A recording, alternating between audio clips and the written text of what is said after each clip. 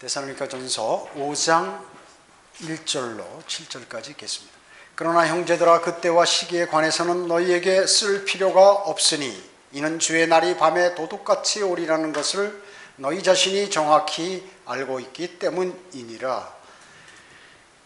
그들이 평안하다 안전하다고 말할 때 아이벤 여인에게 진통이 오듯 갑작스런 멸망이 그들에게 임하리니 결코 피하지 못하리라.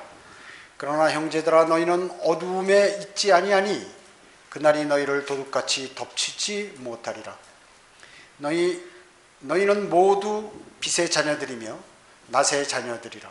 우리는 밤이나 어두움에 속하지 아니하노라. 그러므로 우리는 다른 사람들과 같이 자지 말고 깨어있어 정신을 차리자.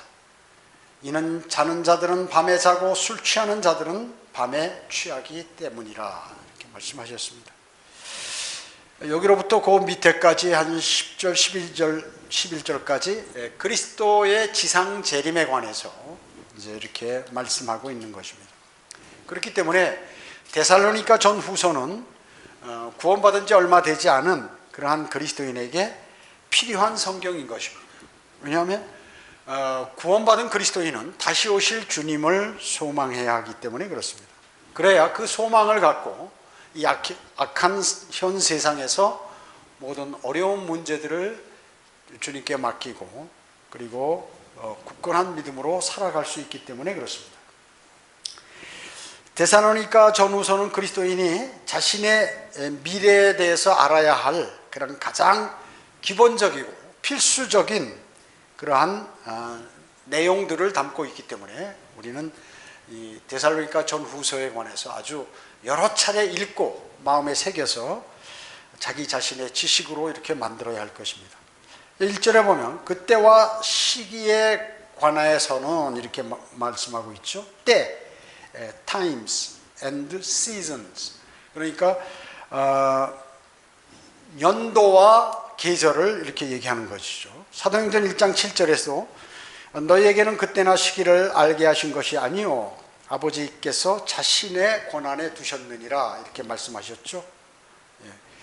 그래서 그때는 이제 제자들이 그때 왕국을 회복하시겠나이까 이렇게 물어보니까 그때나 시기에 관해서는 아버지께서 자신의 권한 안에 두셨다고 이렇게 말씀하고 있는 것입니다. 여기서 얘기하는 이때는 연이라고 그랬죠. 연도를 얘기하는 것입니다. 연. 그리고 요한계시록 12장 4절에 보면 한때와 두때와 반때를 부양받는다. 이스라엘 민족들이 그러니까 한때 1년 또 두때 2년 그리고 반때, 그러니까 두때는 2년이니까 3년이죠 합하면. 그리고 3년 반을 바로 주님으로부터 부양을 받게 되는 거예요. 만나를 내리셔서 이제 적그리스도로부터 피하여 도망가 가지고 42달 3년 반을 이렇게 이제 주님께서 이스라엘 백성들을 부양하시는 것이죠. 그래서 여기도 한때 두때 그러니까 1년 2년 이것을 얘기하는 것입니다. 마가복음 13장 32절에 보면 그 날과 시간에 관해서는 아무도 모르나니, 날과 시간하고 뭐예요? 이 때와 시기하고는 틀린 거죠. 우리는 날과 시간은 모르지만 이 때와 시기에 관해서는 우리는 계략적으로 안다는 것입니다. 안다는 것입니다. 그래서 오늘 여기 본문 1, 2절에 그때와 시기에 관해서는 너희가 정확히 알고 있기 때문이라 이렇게 말씀하고 있는 것이죠. 여러분, 우리 자매님들, 여기 아직 결혼 안 한 형제들은 알 수 없지만 여기 이제 결혼하신 분들은 모두 알 수 있죠. 임신한 자기 아내가 언제 아이를 낳는다. 정확한 날짜는 모르지만 어느 때쯤 난다 하는 것을 그 때와 시기를 아는 것이에요. 전부 아는 것이죠. 이제 바리새인들이 마태복음 16장에 보면 바리새인들이 예수님께 하늘로부터 온 표적을 보여달라고 이렇게 얘기했습니다. 그러니까 예수님께서 뭐라고 하셨냐면 저녁이 되면 너희는 하늘이 붉으니 날씨가 좋겠구나 라고 말하고 또 아침에 하늘이 불꽃이 피리니 오늘 날씨가 짙겠구나 이런 걸 너희가 알지 않느냐 그 얘기죠. 그러니까 오 위선자들아 너희가 하늘의 현상은 이와 같이 분별할 줄 알면서 시대의 표적들은 왜 분별하지 못하느냐 이렇게 책망하셨죠. 때를 모르는 것에 관해서 이제 예수님께서 책망하신 것입니다.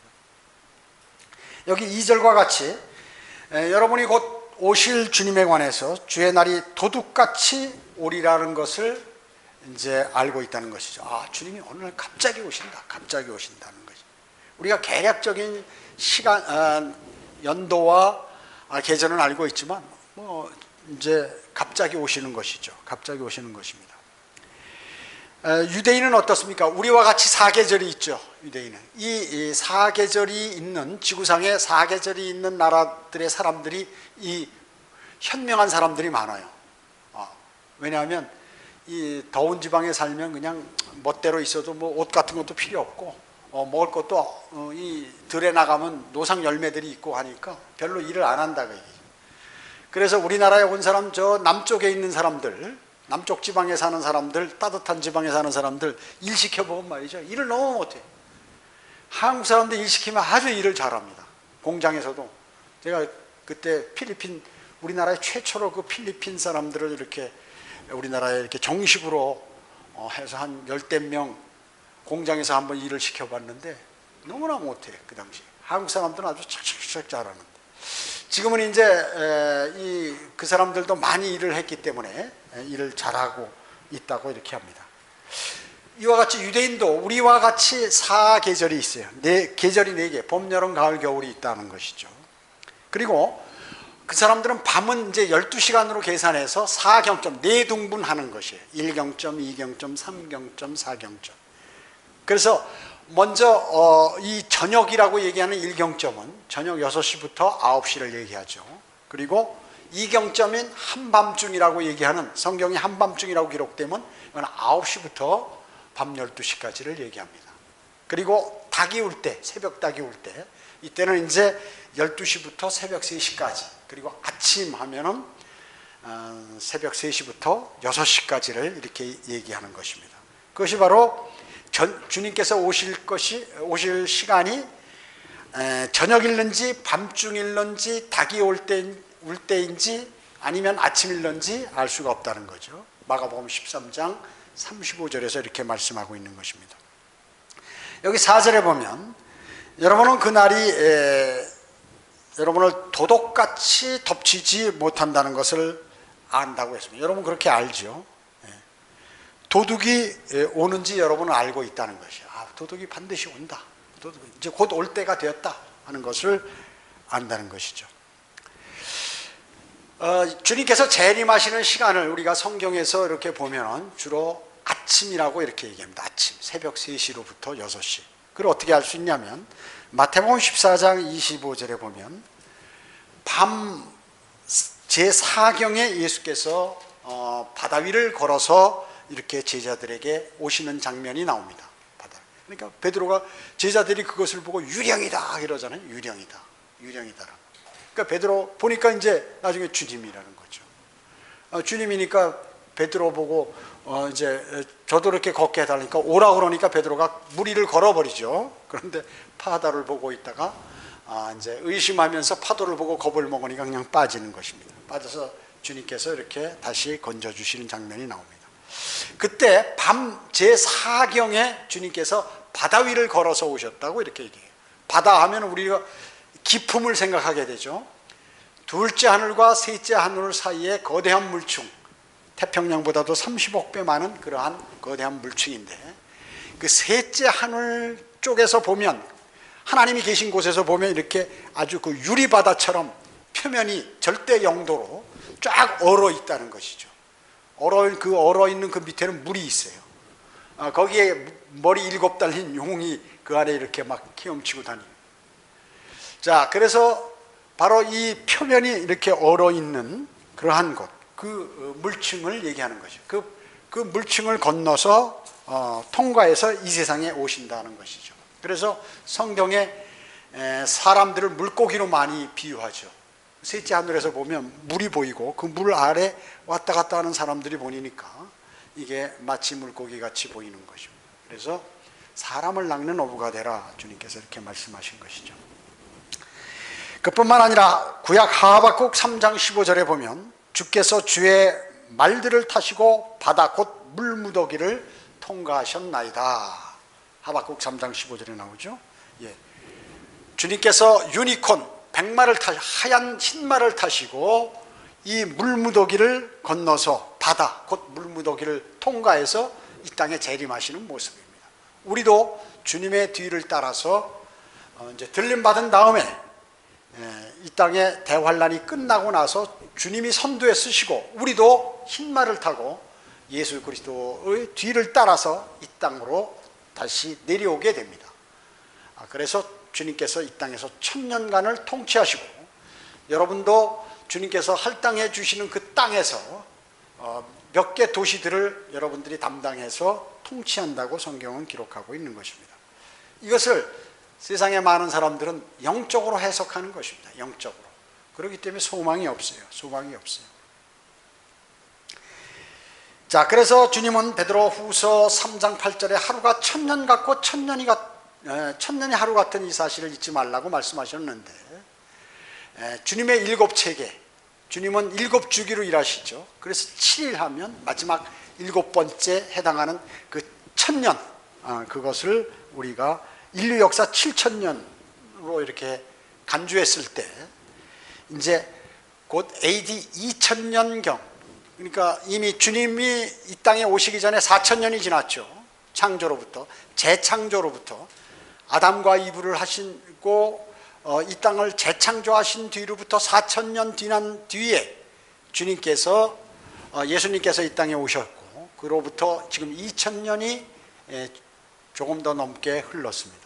그래서 원래 2000년이 되면 오시도록 되어 있는데 아직 안 오시는 거예요. 그러니까 주님이 조금 더 연장하시든가 아니면 조금 더 이렇게 구원받은 사람과 하나님의 역사를 이루시기 위해서 하시든가 아니면 우리가 쓰는 달력이 틀릴 수 있다는 것이죠. 수많은 그 왕들이 이렇게 달력을 바꿔버렸고 그뿐만 아니라 이제 그 역사가 잘못 기록된 것들을 우리가 이렇게 조금 볼 수가 있는 것이죠. 마태복음 1장 17절에 보면 이 마태복음 1장이 뭐예요? 예수 그리스도의 계보거든요. 다윗과 아브라함의 후손으로부터 쭉 나오는 그 왕들의 이름이 거기 나오는데 세 사람의 이름 왕이 빠져 있습니다. 누구냐 하면 아시아와 요아스와 아마샤 왕, 이 세 사람의 통치 기간을 하나님께서는 계산하지 않으셨어요. 계산하지 않으셨습니다. 마태복음 1장 17절에서. 왜냐하면 성령께서 의도적으로 이 세 사람의 그 기간을 빼버렸어요.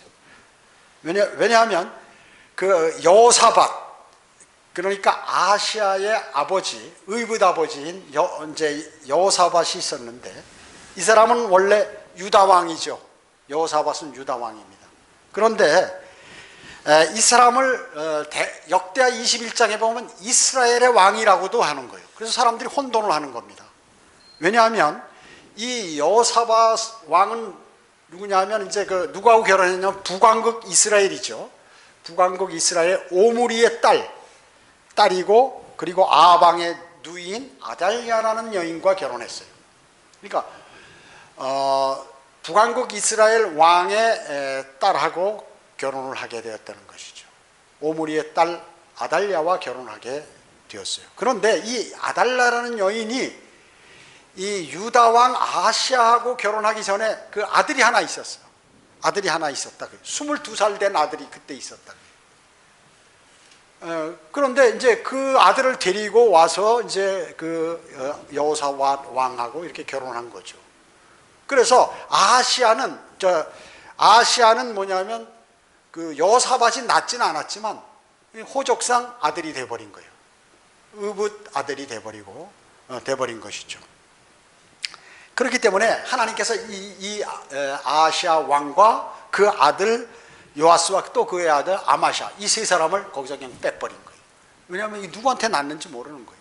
이 아마샤, 아달랴라는 그 여인은 뭐예요? 바알 신을 숭배하는 사람이에요. 그래가지고 누구하고 어떻게 결혼해서 그 아시아를 낳는지 모른다고. 하나님께서 그걸 빼버린 것입니다. 빼버린 것이. 바알 숭배자인 그 아달랴의 이름 모를 그 세 사람을 그 족보에서 빼버렸습니다. 족보에서 뺀 게 아니라 기간을 산정할 때 빼버린 거예요. 기간을 산정할 때. 자, 그래서 중요한 것은 하나님께서 2000년에 이제 그 AD 2000년의 시계를 하나님께서 딱 하나님의 시계를 멈추셨어요. 지금은 시계가 멈춘 상태에서 세월이 지나가고 있는 거예요. 어느 날 하나님의 시계를 다시 움직이시면 어떻게 되냐면 그때 바로 이제 들림을 받게 되고 그리스도인이 이제 그로부터 7년 후에 주님이 재림하시고 이런 일들이 이루어지게 되는 것입니다. 그래서 주님께서 유대인의 7째 달에 무엇이 있냐면 장막절이 있죠. 정확한 것입니다. 그래서 바로 하필이면 7째 달인가, 7체계로 운영하시는 하나님께서 이 7째 달에 장막절을 두시기 때문에 이 장막절 기간에 주님께서 이 땅에 재림하시겠구나 하는 것, 그 계절을 우리가 안다는 거예요. 그래서 가을쯤에 주님이 이 땅에 오시겠구나 하는 그 계절을 우리가 알게 되는 것입니다. 그래서 이제 내려오시면 그때부터 이제 시계가 다시 움직여지게 되는 것입니다. 사도 베드로는 뭐라고 얘기하냐면, 이는 우리가 주 예수 그리스도의 능력과 오심을 너에게 알게 한 것은 교묘하게 꾸며낸 이야기를 쫓은 것이 아니라 그의 위엄의 목격자들이었기 때문이라. 교묘하게 꾸며낸 얘기가 뭐예요? 교묘하게 너무나 많죠. 이단들이 아주 그 모든 것들을, 이론들을, 성경의 이야기를, 성경의 말씀을 이야기로 만들어서 교묘하게 꾸며내죠. 예를 들어서 모세가 홍해를 건넜다 그러면 그 뗏목 타고 걷는 것이다 라고. 아니, 홍해를 걷는 것은, 이스라엘 민족들이 홍해를 걷는 것은 저 홍해 끝에 좀 이렇게 무릎까지 오는 데를 걷는 것이다, 이렇게 얘기하는 것이에요. 꾸며낸 얘기죠, 이런 것들이요. 또 이 갈보리는 예루살렘 도시 가운데 있다 해가지고 거기다 성묘 교회를 거기다 로마 카톨릭이 만들어서 말이죠, 돈 벌게 만든 이런 예수님 무덤 자리라고 거짓말하고 하는 것이고, 그뿐만 아니에요. 신천지, 여호와의 증인, 무슨 안식교 이런 사람들이 교묘하게 꾸며내가지고 자기 종교를 만들어버리죠. 만들어버리는 것입니다. 자, 마태복음 17장에 변형산 사건이 나옵니다. 예수 그리스도께서 그날 엿새 후에, 즉 7째 날에, 엿새 후 하면 7째 날이라는 것이, 주님의 재림이 6,000년이 끝나고 7,000년이 시작될 때 이제 주님이 재림하시는구나 하는 것을 우리가 알 수 있는 것입니다. 유추 해석할 수 있는 것입니다. 그래서 마태복음 17장에 보면 예수님께서 베드로와 야고보와 요한을 데리고 이제 산에 올라가셨는데 그들 앞에서 변형되셨다고 성경은 기록하고 있는 거예요. 그 얼굴은 어떻게 해처럼 빛나고 그의 옷은 아주 빛처럼 휘어졌다는 것이죠. 이게 이제 주님의 재림할 때 모습을 세 제자에게 보여주신 것이죠. 그러면서 언제 하늘로 불병거 타고 올라갔던 엘리야와 그 다음에 천사장 미카엘이 데려갔던 모세, 이 두 사람이 거기 나타난 거예요. 완전히 몸을 입고 나타난 거죠. 그래서 예수 그리스도와 함께 대화하는 장면이 나옵니다. 대화하는 장면. 그 대화하는 장면은 무슨 내용인가 하는 것은 누가복음 9장 31절에 나와 있어요. 주님의 죽음에 관해서 세 사람이 이렇게 얘기를 거기서 하고 있는 것이에요. 하고 있는 것입니다. 그래서 바로 인자가 그의 왕국으로 오는 그러한 모형을 이미 제자들에게 보여줬다 그 얘기죠. 그래서 사도 베드로가 우리가 교묘하게 꾸며낸 얘기가 아니다, 현장 목격한 그러한 주님의 오실 때 어떤 모습으로 오시고 하는 것들을 이제 얘기하는 것이죠. 그뿐만 아니에요. 예수님의 제자들은 많은 그러한 내용들을 이적과 기적과 기적을 행하는 그러한 일들을 주님께서 행하시는 것을 눈으로 목격했다 그 얘기죠. 어떤 것을 목격했습니까? 카나의 혼인잔치에서 물을 포도주로 변하게 하는 그러한 것을 직접 봤죠. 그뿐만 아닙니다. 원격 조정으로 귀족의 그러한 아들을 치료하시는 거예요. 오지도 않았는데 제발 좀 와서 갈 필요 없어, 오실 필요 없습니다. 그러니까 멀리서 이렇게 치료하는. 또 베데스다 연못에서 날 때부터 소경인자의 눈을 뜨게 해주는 거, 이런 것들이요. 그 다음에 물고기 2마리와 빵 5덩어리로 5,000명을 먹이시고 12광주리를 나누시는 거, 이거 다 직접 같이 옆에서 다 보고 같이 일을 거들고 제자들이 그렇게 했다는 것이죠. 그뿐만 아니라 무리를 걸으신 거, 말씀으로 파도를 잔잔케 하시는 거, 이런 것들. 또 죽은 지 나흘 돼서 시체에서 썩은 냄새가 나는 나사로를 살리시는 장면, 이런 것들 전부 목격한 현장. 그냥 들은 말이 아니다. 눈으로 직접 보고 거기서 만져보고 말이죠. 같이 대화해보고 이렇게 했다는 거죠. 그뿐만 아니라 대제사장 말코의 귀를 잘라버린 것을 주님께서 이렇게 만져서 다시 생기게 하시는 그러한 것들. 또 십자가에 죽으시고 사흘 만에 부활하신, 다시 살아나신 그런 것들. 그 소경과 절름발이와 그리고 문둥병자와 귀머거리와 모든 그런 환자들을 주님 앞에 나타나면 100% 다 말씀으로 고치거나 뭐 다른 행위로 이렇게 그 자리에서 낫게 해주시는 것입니다. 낫게 해주시는 것입니다. 그렇기 때문에 그분의 능력이 그렇게 능력이 많으시고 이제 앞으로 곧 오신다는 모습을 우리가 목격했기 때문에 이건 사실이다 라고 베드로는 지금 얘기하고 있는 것이죠. 여기 3절 보세요. 데살로니가전서 5장 3절. 그들이 평안하다 안전하다고 말할 때 아이벤 여인에게 진통이 오듯 갑작스런 멸망이 그들에게 임하리니 결코 피하지 못하리라. 지금 그런 상황에 세상은 놓여 있어요. 이 사람들이 지금 편안하고 나 인생 잘 살고 있다, 하늘나라와 지옥도 없다, 하나님과 예수 그리스도가 뭐냐, 내가 그분들을 몰라도 나 지금 잘 살고 있지 않느냐, 벌도 받지 않고 말이야, 죄를 져도 벌도 받지 않고 잘 살고 있다, 이렇게 지금 이 사람들이 그럴 때 어느 날 갑자기 그들에게 온다는 거예요. 그걸 여러분들이 하는 말 아니잖아요. 거리 설교할 때나 복음 전할 때 성경에서 오늘 이렇게 기록하고 있는 거죠. 누가? 다 현장 목격이고 한 사람, 또 사도 바울, 이런 사람들이 지금 정확히 예수님으로부터 직접 계시받은 이러한 사람들이 오늘 이렇게 얘기하는 거예요. 평안하다 안전하다고 말할 때 아이벤 여인에게 진통이 오듯 갑작스러운 멸망이 너에게 일어난다. 곧 오신다는 거예요. 곧 오신다는 것입니다. 우리가 아무리 성경적으로 계산을 해도 주님께서 어느 날 갑자기 바꿔버리시면 바꾸시는 거예요. 그렇잖아요. 주님이 원래 지금으로부터 2000년 전에 스테판이 설교할 때 재림하시려고 했잖아요. 2000년 연기해버리신 거예요. 연기하시는. 그와 마찬가지로 이제 곧 성경상으로 올 때가 됐죠. 곧 온다. 어느 날 갑자기 오신다. 그러나 유엔이나 이 교황이 얘기하는 것은 너희에게 화평이 있을지어다. 세상을 미혹하는 거짓말들을 하는 것이에요. 그들이 누구예요? 교황이 안전하다 평안하다, 세계 평화를 위해서 내가 지금 돌아다니고 있다. 세계 평화에 하나님께서 여러분에게 세계 평화를 이룩하게 해주신다. 우리 전부 통합해서 세상을 평화롭게 만들자라고 할 때 주님이 오신다. 지금 그렇게 떠들고 있잖아요. 교황이요. 그래서 유엔을 평화롭게 넘겨받을 자는 누구냐 하면 바로 사탄이에요. 이제 유엔이 사탄의 휘하에 들어가서 사탄의 지시를 받고 이스라엘을 공격하라는 명령을 받게 되죠. 그것이 다니엘 11장 21절 24절에 다 기록되어 있는 것이고, 그뿐만 아니라 다니엘 8장 24절에 보면 그는 많은 사람을 화평을 통하여 죽여버린다는 거예요. 화평하는 척하다가 다 죽여버리는 적그리스도가 나타나서 말이죠. 그는 어디요? 이스라엘 예루살렘의 지성소에 앉아서 자신이 하나님이라고 부르면서 로마 카톨릭 성경을 손에 딱 들고서 이제 땅 위에 호의를 가진 자들에게 화평이 있을지어다 라고 이렇게 얘기하는 거예요. 지금 그 예행 연습을 누가 하고 있냐면 교황이 하고 있어요. 적그리스도 예행 연습을. 성경에 어디에 나와요? 누가복음 2장 14절에서 하신 말씀이에요. 땅 위에는 호의를 가진 자들에게 화평.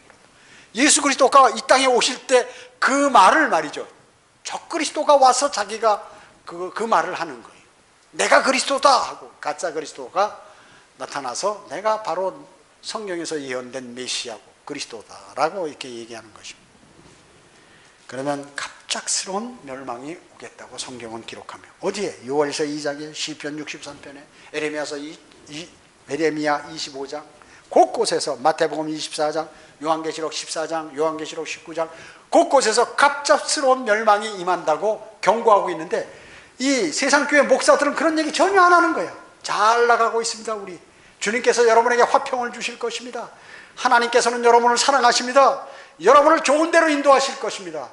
그분을 믿고 따르고 하십시오 하면서 이렇게 설교하는 거예요. 아니다. 곧 성경은 곧 멸망이 이룬다. 거듭나지 않고 영원한 지금 교회만 쓸데없이 다니고 영원한 생명 죽은 영이 살아나지 아니하면 그 사람에 관해서는 멸망이 그 사람에게 임한다고 곳곳에서 얘기하고 있는데 거짓 증거하고 있다 그 얘기죠. 로마 교양을 본받아가지고 아니 적그리스도를 본받아가지고 그렇게 하고 있는 것입니다.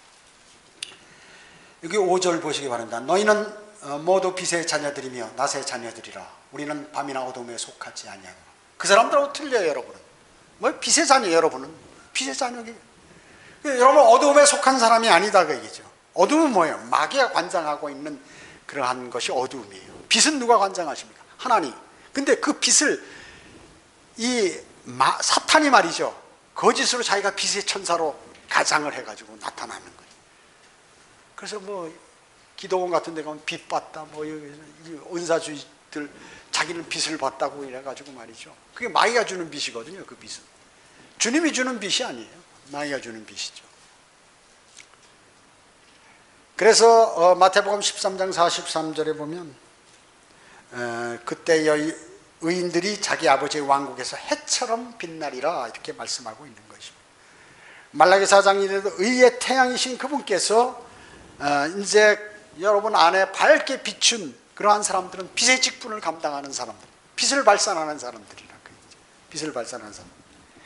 마찬가지로 이 데살로니가 교회 성도들은 모두가 구원받고 이 사람들은 어둠에 속하지 아니하였고 어디 빛에 속했기 때문에 이 사람들은 대환란을 통과하지 않는다. 그 사실을 확실히 알았어요. 지금으로부터 약 1900년 혹은 2000년 그 사이에 있었던 이 데살로니가 교회 성도들도 우리와 똑같은 믿음을 갖고 있었다 그 얘기죠. 주님 곧 오신다. 그리고 항상 깨어 있어야 된다. 우리는 빛 가운데 있다. 우리는 환난을 통과하지 않는다. 환난 전에 주님께서 오시면 우리는 들림받는다는 그러한 믿음을 우리와 동일하게 갖고 있었다는 것이에요. 이것이 성경적인 믿음이에요. 그런데 일반 개신교회 무슨 장로교, 감리교, 순복음, 기타 성결교회 뭐 기타 나머지 이런 것들을 안 믿는 것이에요. 믿어도 비성경적으로 믿고 그리고 그래서 그러다 보니까 이단의 사람들이 가게 됩니다. 이단이 얘기하는 내용들 말이죠. 다 성경에 있습니다. 다 성경에 있는 내용들을 얘기해요. 그런데 이걸 갖고 장난치는 거예요. 왜냐? 장로교, 감리교, 순복음 이런 교회들이 너무나 못하기 때문에 너무나 비진리에 있으니까 진리를 찾아보려고 하는 사람이 발버둥 치다가 어디에 가느냐? 이단들에 가게 된다. 왜? 이단들은 성경을 잘 가리키거든요. 성경에 있는 내용들을 가지고 강조하고 하거든요. 심판에 관해서도 강조하고 하기 때문에 이 사람들이 맞는가 보다 하고 영적 눈이 가려서 또 그런 데로 가게 되는 것이에요. 그러니까 얼마나 불쌍해. 사실은 이단에 있는 사람들이 가장 불쌍한 사람들이에요. 가장 불쌍한 사람들이에요.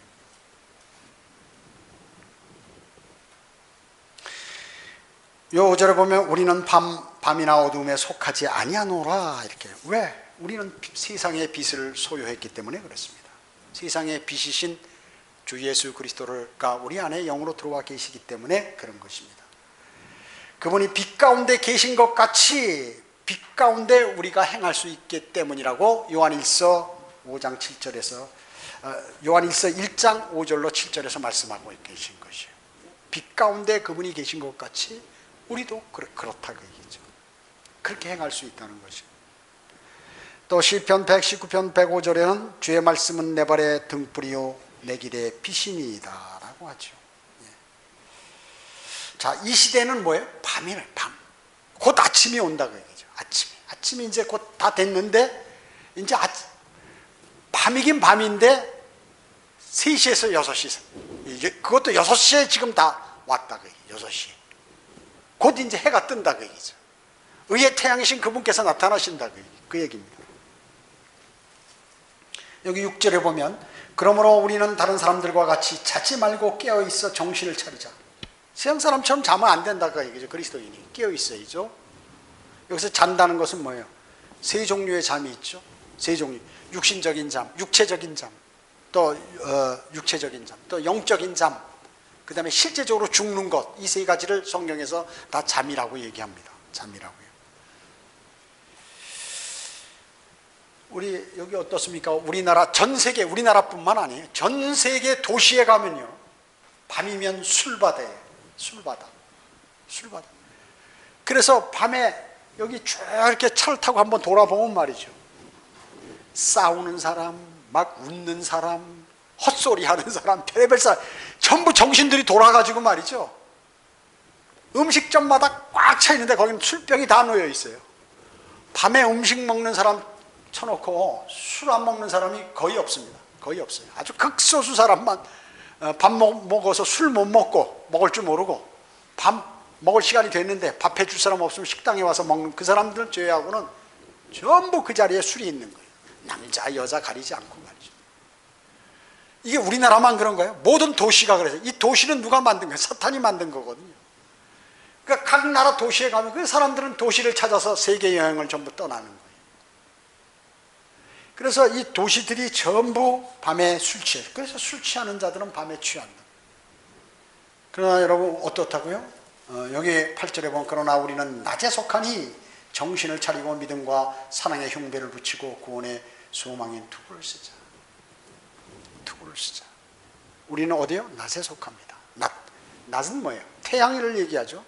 태양이 떠오르는 아침을 얘기하는 것입니다.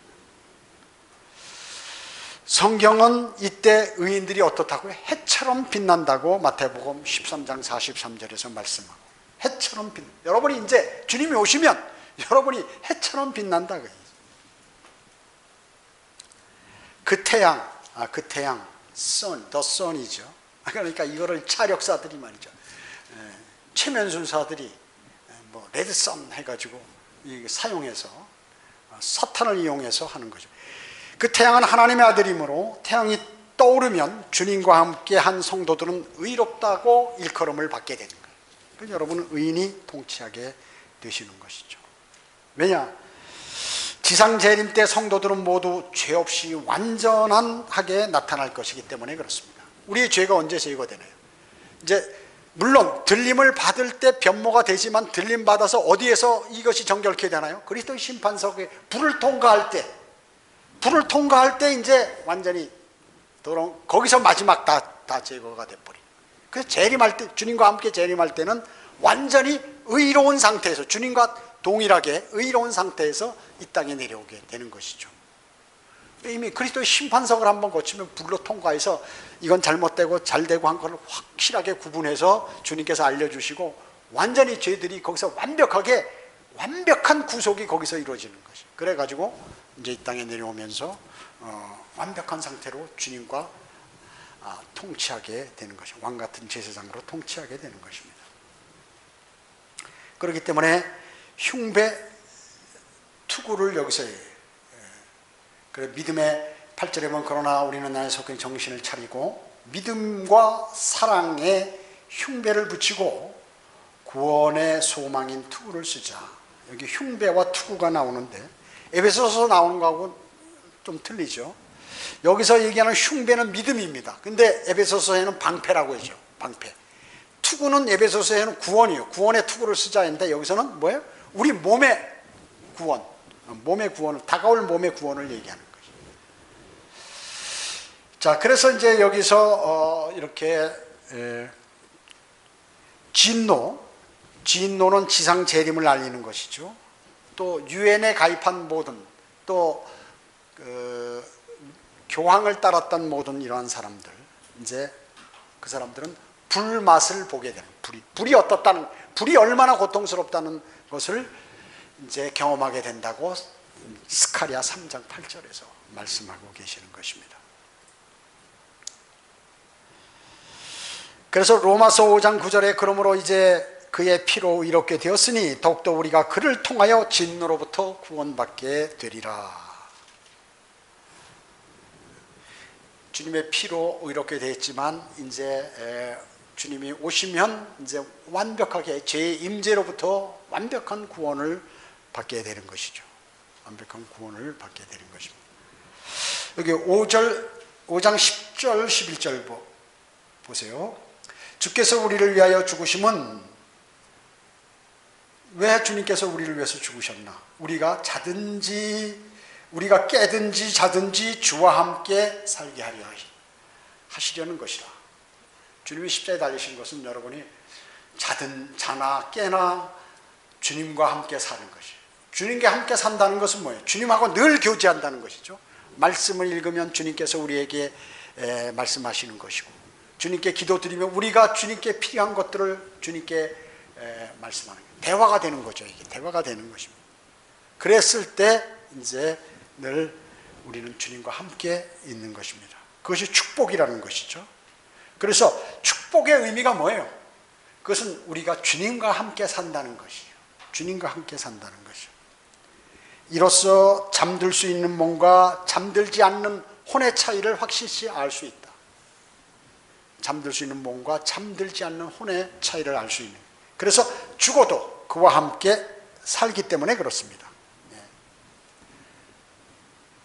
그분과 함께 영원히 살 수. 그래서 바로 그리스도인들은 서로 이 진리를 가지고 위로하는 거예요.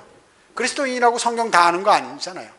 그러면서 뭐 힘들고 어렵고 고통당할 때 성경에서 주님이 곧 오셔서 우리에게 이러한 것들을 주시고, 또 주님이 우리를 부르시면 우리는 면류관을 받고 이제 모든 것들이 화평 속에 살게 됩니다. 이런 위로를 하라 그 얘기죠. 그렇게 진리로 서로 위로하고 살아야 한다는 것이죠. 그리고 서로 세워주라. 쓰러지려고 하는 거, 그걸 손잡아서 세워주라. 뭘 통해요? 하나님의 말씀을 통하여 그렇게 하라는 것이죠.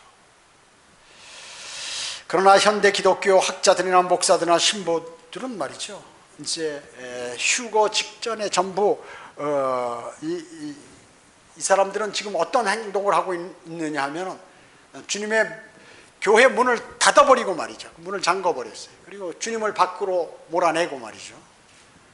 쫓아내고 잠궈버렸어요. 이런 실태에 있다 그 얘기죠. 그렇기 때문에 이런 세상에 있는 기독교 학자들이나 목사들이나 신부들, 하나님 말씀대로 돌아서지 않으면 그 사람들은 더 어마어마한 징벌을 주님으로부터 받게 된다는 사실을 꼭 기억해야 하는 것입니다. 기도드리겠습니다. 전지전능하시고 자비로우시며 사랑이 풍성하신 아버지 하나님, 이 땅에 많은 종교들과 교황은 평화를 외치지만 결코 인간들은 이 땅의 평화로운 나라를 건설할 수 없습니다. 그것은 적그리스도의 마음을 다 불어넣어 주어서 적그리스도가 통치하기 위한 그러한 방법인 것입니다. 진정한 평화는 주님께서 이 땅에 오실 때 그것이 해결되는 것입니다. 우리나라도 인간들이 아무리 평화를 유지하고 협상을 해도 그 일은 이루어지지 않습니다. 주님이 이 땅에 오실 때만이. 그래서 그리스도인은 곧 오실 주님을 고대하는 그 소망을 갖고 이 악한 현 세상에서 승리의 삶을 살아갈 수 있습니다. 우리에게 이루어지는 모든 어려운 문제들, 이런 것들 늘 깨어 있어서 주님과 풍성한 교제를 나눔으로 확고한 진리에 의한 그러한 믿음을 소유함으로 모든 어려움들을 능히 이기고 주님을 맞이할 수 있도록 주님이 이끌어 주시기 원합니다. 오전 예배와 오후 예배, 교제 시간 모두를 주님께 의탁하오며 다시 오셔서 저희를 데려가실 주 예수 그리스도의 이름으로 기도드립니다. 아멘.